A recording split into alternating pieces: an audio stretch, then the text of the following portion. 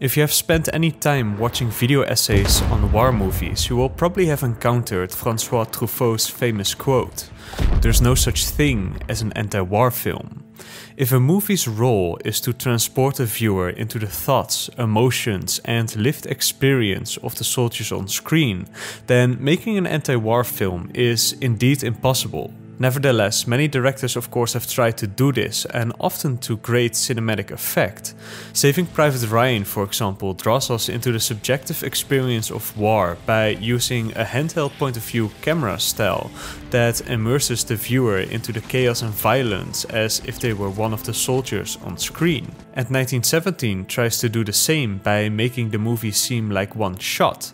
Director Sam Mendes explains that he tried to lock the audience into the men's experiences, the feeling that you are going to live through the story with them. And that feeling that you're sort of locked into this ticking clock, and you're also experiencing distance and difficulty with the men, and there's no way out. However, no matter how immersive the experience, the fact remains that the viewer will always watch these war films from a safe environment, without the mortal fear the soldiers in these wars experience. And thus, according to Truffaut, no matter how gruesome or horrific the violence on screen, it will always devolve into spectacle. World War II veteran Samuel Fuller once remarked even that for a film to be true to the actual nature of war, bullets would need to be sprayed out from the screen, taking out members of the audience at random in scattershot carnage.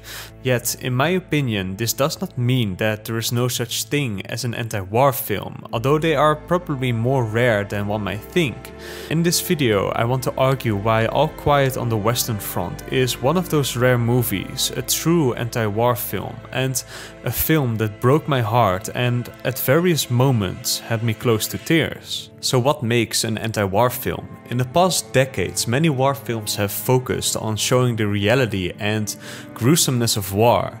And although, as I stated before, these films can never let their audiences experience the same horrors these soldiers feel, they do break through important pro-war myths, one of which is what I would call the victorious warrior myth. This is the myth that wars are survivable based on your skill set. But I'm fighting the Trojans, cousin. Not today. But I'm ready, you taught me how to fight. Now, throughout history, young men have been eager to go to war because despite their danger, wars are also a way to adventure, glory, a chance to prove to be better than the men in front of you. We were all lads together, you know, full of excitement and all this kind of thing. I mean, I just wanted to have a go at Jerry. And the belief is that although going to war certainly brings dangers with it, if you prepare well and are careful, you will certainly survive. In more recent war movies, this is of course what the bootcamp sequence is about. The Marine Corps wants killers. The Marine Corps wants to build indestructible men. Men without fear. Now, although of course military training has huge advantages and there are things that can be done to slightly increase your chance of survival. Wenn ich die Kugel nicht mit dem Zehen fangen wollte, schlage ich vor, dass ich den Graben 10 Meter links zieht. Schießen, verlagern, verstanden? More often than not, war is random carnage and destruction, a meat grinder where survival is based on sheer luck and where the survival rate becomes near zero if you spend too much time at the front, or if you are placed in an unlucky position by your superiors. As a World War II veteran remarked, at first I knew I would survive because, well, I was me. Then I thought I might die unless I trained hard and was very careful. Then later I realized I was already dead. The only hope you have is to accept the fact that you're already dead. But not all war movies that show the gruesome carnage and random death of soldiers without a single chance of survival are necessarily anti-war movies. A famous example of this is Steven Spielberg's Saving Private Ryan. As scholar Agnieszka Monnet points out in her paper Is There Such a Thing as an Anti-War Film, Saving Private Ryan depicts combat as brutal, yet World War II itself is sacred and its generation's sacrifice is seen as deeply honorable. In fact, it is hard to find any film that suggests World War II was not an important war to have fought and won. Now, of course, we know the reason for this. I often think about this scene in Band of Brothers where Easy Company is riding past defeated German soldiers and Private Webster shouts out in frustration. Interrupting our lives for what? You ignorant, servile scum! What the fuck are we doing here? Of course, later in the same episode, aptly called Why We Fight, we find out exactly the reason for them being there. It is possible that the Second World War was a pro-war war. A war worth fighting, even dying for. Yet there are some historians that are questioning the Second World War's role as the quote-unquote good war, and certainly, just as any other war, World War II saw brutality, evil and innocent deaths on both sides. Now, whether World War II was a good war or not, it is certain that in the endless wars of history, very few have been worth fighting and dying over. And in the last 70 years, World War II as a just and good war has been used to get young men to die for the greed, ambitions and narcissism of those in power. Which brings me to what is the core aspect of a true anti-war film. As Monnet writes, the ideological underpinning of the military as an institution depends on the fiction that every soldier's death matters, that it has agency and that it strengthens the nation for which it occurs, either militarily or in some other more mystical way, often the ritual power of sacrifice. An anti-war movie needs to break through the myth of heroic sacrifice, the idea that a soldier's death is meaningful, to expose the old lie, duce et decorum est pro patria mori, or in English, it is sweet and proper to die for one's country. For a film to be truly anti-war, Monnet argues, a film would need to show war not only as ineffective, morally wrong, destructive to the soldier, civilian and society that accepts it, but also show death in combat as meaningless and utterly unredeemed. The problem is that narrative film is better at enchantment than disenchantment, better at activating myth and creating magic through spectacle than breaking through myth. But I would argue All Quiet on the Western Front is in fact a true anti-war film. I mean, the first moments in the film that really hit me hard was the opening sequence.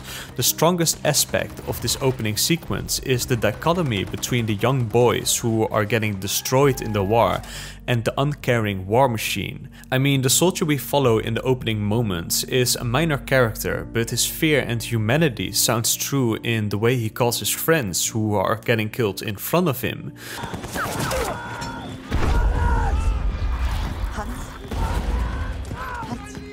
And in the sequence after that, we see the turning cogs of the war machine, the meat grinder. Killed boys are stripped of their uniforms, including the soldier we just witnessed, the mud, blood and guts washed away, and the holes and tears restitched. Uniforms ready for a new batch of hopeful recruits to wear while they march to their death. The officers and generals fully aware of what they are doing. Meine Freunde, das sind Sie! Darum aus in den Kampf! Für Kaiser, Gott und Vaterland!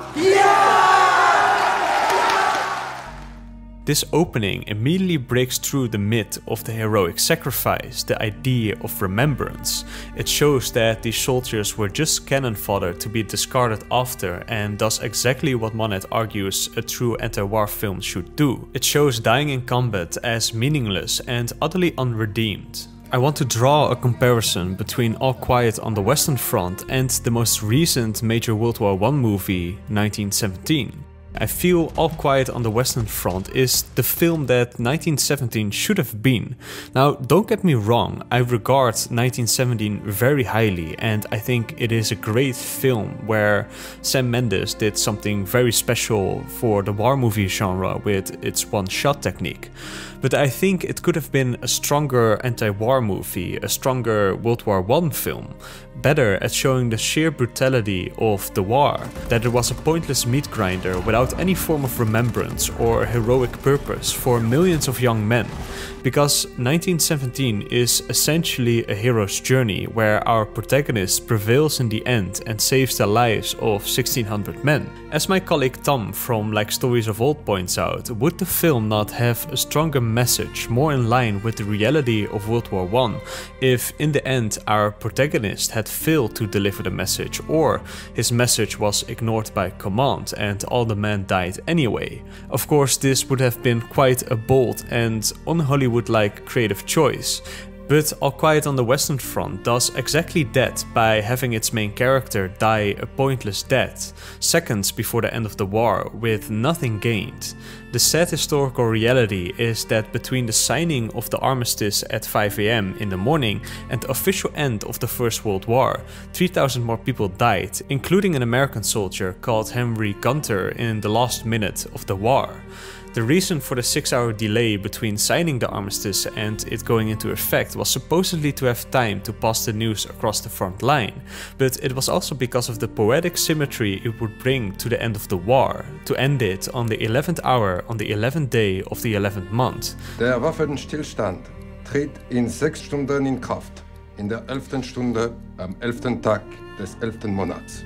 So the narcissistic drive for poetic meaning by the generals cost another 3,000 men their lives, 3,000 men who would not see their mothers, fathers, girlfriends, fiancés, wives or children again.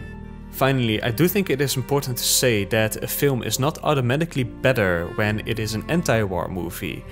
Historically, heroism does happen in wars and these stories deserve to be told, but we must also be aware that war movies have a real influence on our society. Monnet points out that a crude but good way to measure if a war movie is pro or anti-war is to track its influence on military enlistment numbers, and many films, including some that had the intention of being anti-war movies, have actually boosted enlistment of the military, including Full Metal Jacket, for example. In the end, the question of pro-war and anti-war cinema is not one that I have the answer to, but I would like to end this video with a passage from Charlie Chaplin's speech in The Great Dictator. Soldiers, do not give yourself to these brutes, these men who despise you, enslave you, who regiment your lives, tell you what to do and what to think and what to feel, who drill you, diet you, treat you like cattle and use you as cannon fodder. Don't give yourselves to these unnatural men with machine minds and machine hearts. You are not machines, you are not cattle, you are men. You have the love of humanity in your hearts. You don't hate, only the unloved hate. The unloved and the unnatural. We all want to help one another. Human beings are like that. We want to live by each other's happiness, not by each other's misery. We don't want to hate and despise one another. In this world there's room for everyone, and the good earth is rich and can provide for everyone. The way of life can be free and beautiful. Thank you all for watching.